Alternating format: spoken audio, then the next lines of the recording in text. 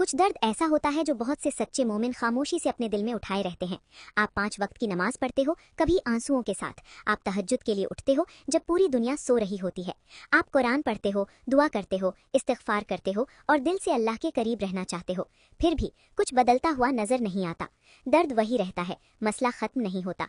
जिस दरवाजे को आप बार बार खटखटा रहे हो वो खुलता नहीं और उस खामोशी में शैतान वसवसा डालता है।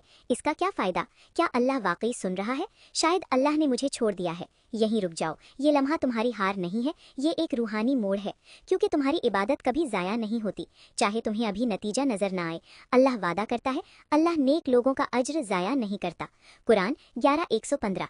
अगर अल्लाह सबसे ज़्यादा इंसाफ करने वाला है तो तुम्हारा सजदा, तुम्हारे आंसू, तुम्हारी थकान कैसे नज़रअंदाज हो सकती है?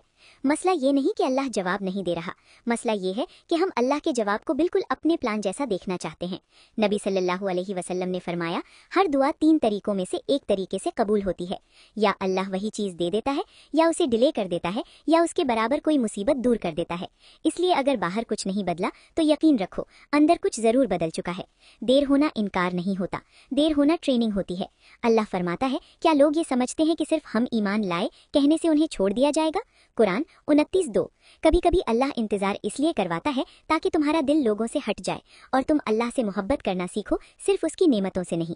अंबिया भी इंतजार से गुजरे। याकूब अलैहिस्सलाम सालों रोया, जकरिया अलैहिस्सलाम ने बुढ़ापे तक दुआ की और हमारे नबी सल्लल्लाहु अलैहि वसल्लम ने भी नुकसान, गुर्बत और रद्द किए जाने का सामना किया।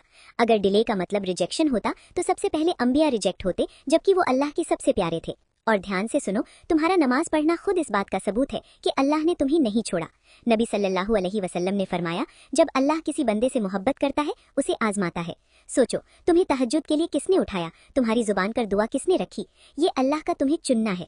शायद अल्लाह अभी हालात नहीं बदल रहा, क्योंकि वो पहले तुम्हें बदल रहा है। ज्यादा सब्र, ज्यादा सुकून, ज्यादा तवक्कुल।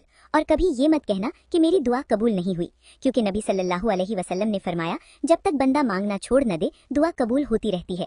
इसलिए दरवाजा खटखटाते रहो, नमाज पढ़ते रहो, अल्लाह पर भरोसा रखते रहो, क्योंकि अगर अल्लाह तुम्हारे लिए भला नहीं चाहता होता तो वो तुम्हें बार बार सजदे तक ही न लाता।